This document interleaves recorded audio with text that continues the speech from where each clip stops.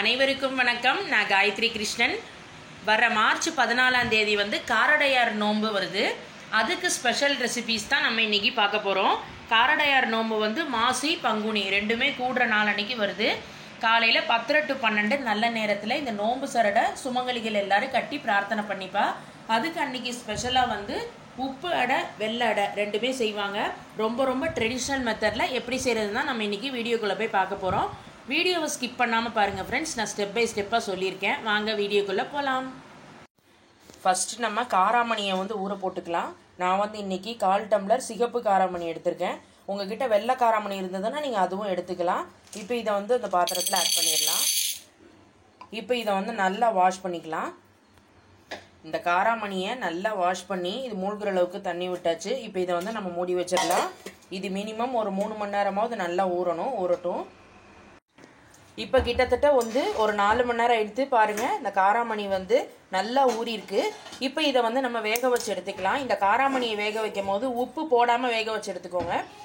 ஏன்னா நம்ம வெல்லம் போட்டு அடை பண்ண போகிறோம். அதுக்கு வந்து இந்த மாதிரி உப்பு போட்டு வேக வச்சா சரியாக வராது. அதனால் உப்பு போடாமல் நம்ம இதை வந்து நல்லா வேக வச்சு எடுத்துக்கலாம். காராமணியை வந்து நம்ம வேக வச்சு எடுத்தாச்சு. காராமணி வந்து நல்லா மசிஞ்சு வர அளவுக்கு நல்லா இதை வந்து பாயில் பண்ணி நம்ம எடுத்து வச்சுக்கலாம். ஒரு பக்கமாக ரெடியாக எடுத்தது. ஃபஸ்ட்டு வந்து நம்ம வெள்ளை அடை ப்ரிப்பேர் பண்ண ஆரம்பிச்சிடலாம். பாருங்கள், நல்லா ஒரு அடிகனமான கடாயை எடுத்துக்கலாம். அதில் வந்து நான் இன்றைக்கி 1 டம்ளர் அரிசி மாவு எடுத்திருக்கேன். அதை வந்து உள்ளே ஆட் பண்ணிக்கலாம். இப்போ இந்த அரிசி மாவு வந்து நம்ம நல்லா வறுத்துக்கலாம். அடுப்பை வந்து லோ டு மீடியம் ஃப்ளேம்லேயே வச்சுட்டு இதை வந்து நல்லா விடாமல் நம்ம வந்து வறுத்துக்கலாம். நான் வந்து இன்றைக்கி வீட்டிலே அரைச்ச அரிசி மாவு எடுத்திருக்கேன். நீங்கள் கடையில் வாங்கின அரிசி மாவு இருந்ததுன்னா நீங்கள் அதுவும் எடுத்துக்கலாம். இப்போ இதை வந்து நம்ம நல்லா வறுத்துக்கலாம். இப்போ வந்து இந்த அரிசி மாவை கிட்டத்தட்ட லோ டு மீடியம் ஃப்ளேமில் ஒரு 2-3 நிமிஷம் நல்லா வறுத்துருக்கோம். இப்போ இதோட பதம் எப்படின்னு நான் சொல்கிறேன் பாருங்கள். இந்த அரிசி மாவு வந்து கோலம் போடுற பதம் வரணும். அது வரைக்கும் நம்ம இதை வந்து வறுக்கணும். பாருங்கள், நான் உங்களுக்கு வறுத்த அரிசி மாவுலேருந்து கொஞ்சமாக எடுத்து பாருங்கள், இந்த அளவுக்கு இப்படி கோலம் போடுற பதம் வரணும். இதுதான் சரியான பதம். இந்த பதத்துக்கு வந்ததுக்கப்புறம் நம்ம வந்து ஸ்டவ்வை ஆஃப் பண்ணிடலாம். இந்த மாவு வந்து கொஞ்சம் ஆறட்டும். இப்போ இங்கே வந்து ஒரு பாத்திரத்தில் பாருங்கள், நான் இன்றைக்கி 1 டம்ளர் வெல்லத்தை வந்து இடித்து வச்சுருக்கேன். அதை வந்து நம்ம இப்போ உள்ளே சேர்த்துக்கலாம். 1 டம்ளர் அரிசி மாவுக்கு வந்து 1 டம்ளர் வெல்லம் 1:1 தான் ரேஷியோ. நீங்கள் எடுத்துக்கிற அரிசி மாவை பொறுத்து பார்த்துட்டு நீங்கள் வெல்லம் ஆட் பண்ணிக்கோங்க. இப்போ வந்து 1 டம்ளர் வெல்லத்துக்கு வந்து 2.5 டம்ளர் தண்ணி, அதை வந்து நம்ம உள்ளே சேர்த்துக்கலாம்.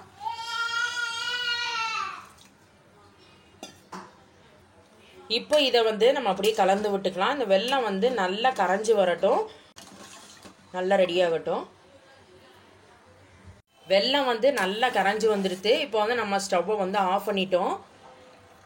இப்போ நம்ம இந்த வெள்ளை தண்ணியை வந்து நம்ம ஃபில்டர் பண்ணி எடுத்துக்க போகிறோம். சம்டைம்ஸ் வெள்ளத்தில் வந்து அடியில் டஸ்டெல்லாம் இருக்கும். அதனால் நம்ம இது எல்லாத்தையுமே வந்து ஃபில்டர் பண்ணி எடுத்துடலாம்.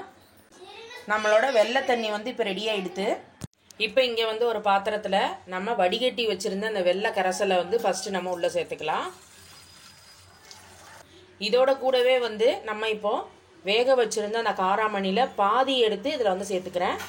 மீதி பாதி வந்து உப்படை பண்ணுறதுக்கு நம்ம யூஸ் பண்ணிக்கலாம். அதே மாதிரி 1 கப் வந்து தேங்காய் துருவல், அதையும் வந்து நம்ம உள்ளே சேர்த்துக்கலாம். இப்போ இது எல்லாத்தையும் சேர்த்துட்டு நம்ம வந்து நல்லா கலந்து விட்டுக்கலாம். இது எல்லாமே சேர்ந்து நல்லா ஒரு கொதி வரட்டும். மிக்ஸ் பண்ணி விட்டுக்கோங்க. தேங்காய் காராமணி சேர்த்ததுக்கப்புறம் பாருங்கள், லைட்டாக ஒரு கொதி வருது. அவ்வளோதான். இப்போ வந்து நம்ம ஸ்டவ்வை ஆஃப் பண்ணிடலாம். இப்போ நம்ம அந்த பாத்திரத்தை எடுத்து வெளியே வச்சாச்சு. கொஞ்சம் சூடாக இருக்கும் போதே பாருங்கள், இந்த அரிசி மாவு நம்ம வறுத்ததை இதில் போட்டு நம்ம அப்படியே அந்த சூட்டோடய கிளறி வச்சிடலாம். எல்லாத்தையும் ஆட் பண்ணிக்கோங்க. இப்போ இதை வந்து நம்ம அப்படியே கலந்து விட்டுக்கலாம். அந்த அரிசி மாவு வந்து நல்லா பைண்ட் ஆகி வரணும். மிக்ஸ் பண்ணிக்கோங்க. கொஞ்சம் சூடாக இருக்கும் போதே நல்லா கட்டி தட்டி இல்லாமல் இதை வந்து நம்ம நல்லா கலந்துக்கலாம். பாருங்கள், அரிசி மாவு வந்து நம்ம நல்லா கலந்தாச்சு. இந்த அளவுக்கு எல்லாமே நல்லா சேர்ந்து நல்லா வந்திருக்கு பாருங்கள். கன்சிஸ்டன்சியும் இன்னும் வந்து ஆற இன்னும் நல்லா இறுகி வரும். இப்போ இது ஆறுனா தான் நம்மளால் அடைக்கி தட்டி பண்ண முடியும். அதனால் இது வந்து கொஞ்சம் ஆறட்டும். அதுக்குள்ளே வந்து நம்ம உப்படை ப்ரிப்பேர் பண்ணிடலாம். பாருங்கள், அதே அடிகனமான கடாயை நான் எடுத்து வச்சுருக்கேன். அதில் வந்து இப்போ நம்ம ஒரு 2 ஸ்பூன் கிட்ட வந்து தேங்காய் எண்ணெய் விட்டுக்கலாம். தேங்காய் எண்ணெயில் பண்ணால் தான் இந்த ரெசிபி நல்லா வாசனையாக டேஸ்ட்டாக இருக்கும். தேங்காய் எண்ணெய் வந்து நல்லா ஹீட் ஆனதுக்கப்புறம் ஃபஸ்ட்டு நம்ம கடுகு சேர்த்துக்கலாம். கடுகு வந்து நல்லா வெடித்ததும் கொஞ்சமாக பெருங்காயம், ஒரே ஒரு பச்சை மிளகாயை ஃபைனாக கட் பண்ணதை உள்ளே சேர்த்துக்கலாம். இதோட கூடவே வந்து கொஞ்சம் கருவேப்பிலையும் சேர்த்துடலாம். இப்போ இதில் வந்து நம்ம தண்ணி சேர்க்கலாம். நான் வந்து உப்படைக்கு வந்து 1 டம்ளர் அரிசி மாவு போட்டு தான் பண்ண போகிறேன். ஆனால் அந்த உப்படைக்கு நம்ம 2 டம்ளர் தண்ணி விட்டால் போதும். அது ரெடியாக இருக்குது. அதை உள்ளே சேர்த்துடலாம். உப்படைக்கு ரேஷியோ வந்து 1 டம்ளர் அரிசி மாவுக்கு வந்து 2 டம்ளர் தண்ணி. அதை வந்து இப்போ நம்ம உள்ளே ஆட் பண்ணியாச்சு.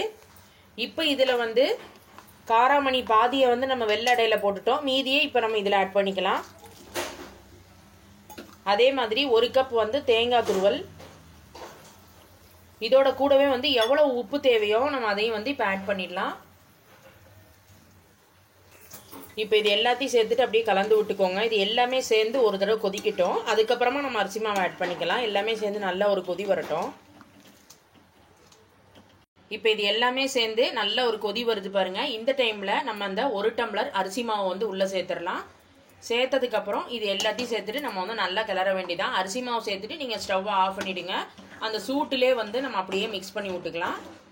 நல்லா கட்டி தட்டாமல் கலந்து விட்டுக்கோங்க. இந்த உப்படைக்கு வந்து நம்ம அரிசி மாவை வந்து வறுக்கணும்னு இல்லை, அப்படியே நம்ம டைரெக்டாக போட்டு அப்படியே மிக்ஸ் பண்ணி விட்டுக்கலாம். பாருங்கள், இந்த அளவுக்கு நம்ம எல்லாத்தையும் சேர்த்து நல்லா கலந்தாச்சு. எல்லாமே நல்ல பைண்டாக அருமையாக வந்திருக்கு பாருங்கள். அவ்வளோதான், நம்மளோட உப்படைக்கு எல்லாமே ரெடியாக இருக்குது. இதுவும் கொஞ்சம் ஆறட்டும். ஃபஸ்ட்டு வந்து நம்ம வெள்ளடையை நல்லா தட்டிடலாம். கொஞ்சம் ஆறுனதுக்கப்புறம் கையில் வந்து நல்லா தண்ணியை தொட்டுட்டு நல்லா தட்டி பாருங்கள். இவ்வளோ அடை நாங்கள் ஆல்ரெடி தட்டி வச்சுருக்கோம். எல்லாமே நல்லா அருமையாக வந்திருக்கு பாருங்கள். நடுவில் வந்து இந்த மாதிரி ஒரு சின்ன ஹோல் மாதிரி போட்டுட்டு நம்ம இருக்கிற வெள்ளடை எல்லாத்தையுமே நம்ம வந்து தட்டி எடுத்துக்கலாம். இப்போ நம்ம வெள்ளடை எல்லாத்தையுமே நம்ம தட்டி எடுத்து வச்சிட்டோம். இங்கே பாருங்கள், இட்லி பிளேட்டில் எல்லாத்தையும் வச்சு நம்ம பாயில் பண்ணிடலாம். இப்போ இட்லி பிளேட்டில் எல்லா பிளேட்லேயுமே கொஞ்சம் கொஞ்சம் அந்த குழியில் நெய்யை தடவி வச்சுருக்கேன். அதை வந்து அப்படியே சுற்றி நம்ம அப்ளை பண்ணிக்கலாம். இப்போ அப்ளை பண்ணதுக்கப்புறம் நம்ம தட்டி வச்ச அடை எல்லாத்தையும் இதில் ஒவ்வொன்றா வச்சிடலாம். எல்லாத்தையும் சேர்த்து அப்படியே நம்ம பாயில் பண்ணி எடுத்துக்கலாம். எல்லா குழியிலையும் ஒவ்வொரு அடையை அப்படியே வச்சுருங்க.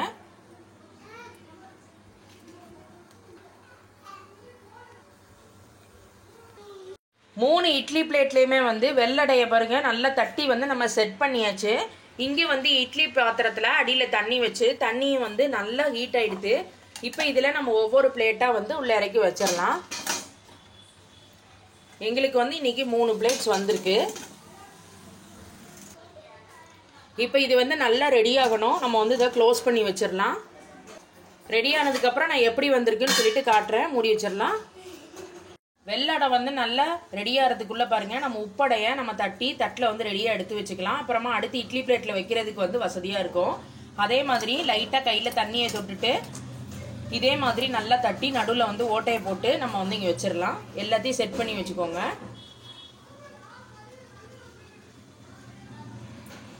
இப்போ இது வந்து நல்லா ரெடியாக இருக்கும். நம்ம ஓப்பன் பண்ணி பார்த்துடலாம்.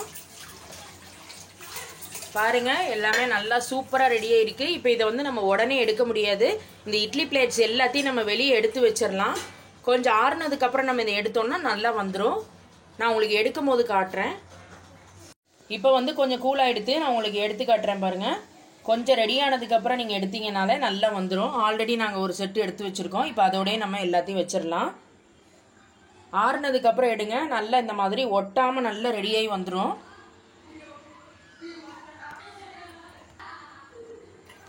அவ்வளோதான், நம்ம எல்லாத்தையும் எடுத்தாச்சு. நம்மளோட வெள்ளை அடை வந்து சூப்பராக ரெடியாக எடுத்து அதே மாதிரி பாருங்கள், இட்லி பிளேட்டில் மறுபடியும் வந்து நல்ல நெய்யை தடவிட்டு இந்த உப்படை எல்லாத்தையுமே இந்த மாதிரி நம்ம செட் பண்ணி வச்சுட்டோம். இப்போ இதையும் வந்து நம்ம இட்லி பாத்திரத்துக்குள்ளே அடுக்கிடலாம். இப்போ இதையும் வந்து நம்ம க்ளோஸ் பண்ணி வச்சிடலாம். நல்லா ரெடி ஆகட்டும். இப்போ நம்மளோட உப்படை நல்லா ரெடியாக எடுத்து ஓப்பன் பண்ணி பார்த்தாச்சு. இதுவும் கொஞ்சம் ஆறுனதுக்கப்புறம் நம்ம இதுவும் நல்லா ரெடியானதை நம்ம எடுத்து ஒரு கப்பில் வச்சிடலாம். அவ்வளோதான், நம்மளோட உப்படையும் வெளியே எடுத்து வச்சாச்சு. அதுவும் வந்து நல்லா ரெடியாக இருக்குது. இப்போது எல்லாத்தையும் இந்த வாழை இலையில் எப்படி செட் பண்ணுறதுன்னு சொல்லிட்டு பார்த்துடலாம் பாருங்கள். ஃபஸ்ட்டு நீங்கள் காரடையார் நோம்பு அன்னைக்கு பெருமாள் சன்னதியில் 2 இலை கோலத்தை போட்டுட்டு அதுக்கு மேலே இந்த வாழை இலையை வச்சு நல்லா தண்ணியெல்லாம் எப்பவும் போல் தெளிச்சுட்டு இப்போ நம்ம வரிசையை இதில் வந்து செட் பண்ண ஆரம்பிச்சிடலாம். நான் வந்து ஃபஸ்ட்டு வெத்தலைப்பாக்கு பழத்தை வந்து நம்ம இதில் வச்சுக்கலாம். எல்லாமே ரெட்டைப்படையாக வச்சுக்கோங்க. நான் வந்து இன்றைக்கி ஒரு 6 வெத்தலை, நல்ல கொட்டைப்பாக்குலையும் வந்து ஒரு 4 கொட்டைப்பாக்கு வச்சுருக்கேன். இதோட கூடவே வந்து பசுமஞ்சள் 2 பசுமஞ்சள் வச்சுக்கோங்க. மல்லிகைப்பூ வச்சுக்கலாம். அதுக்கப்புறமா வாழைப்பழம், அதுவும் 2 வாழைப்பழமாக இந்த மாதிரி செட் பண்ணி வச்சுக்கலாம். இப்போ நம்ம ரெடி பண்ண உப்பு அடை வெள்ளை அடை ரெண்டையுமே நம்ம இதில் வைக்கணும். ஃபஸ்ட்டு வந்து ஸ்வீட் வெள்ளை அடையை ஃபஸ்ட்டு வச்சிடலாம். காரடையார் நோம்பனைக்கு இந்த மாதிரி எல்லாரும் வாழை இலையில் வச்சு நீங்கள் பெருமாள் செய்வீங்க. அடுத்தது நம்ம உப்பு அடையை வச்சிடலாம் மேலே.